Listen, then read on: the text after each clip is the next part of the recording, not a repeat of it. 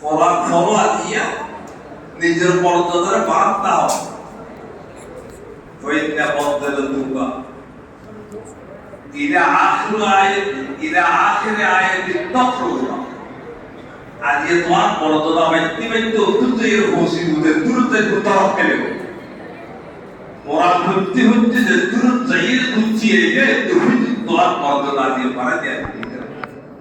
তারা কোরআন পড়িয়ে এটা একটা পড়ে আর কোরআন দ্বারা উনি গিয়া এই মর্যাদা অধিকারী আজিয়া ফতোয়া কোরআনের মাধ্যমে এই কোরআন ময়দানে বাহাসরত আল্লাহ তা সুবহান করি قال رسول الله صلى الله عليه وسلم الصيام والقرآن يشفعان للعبد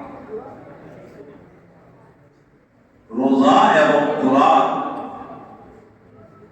বান্দাকে কিয়ামতের দিন শুকর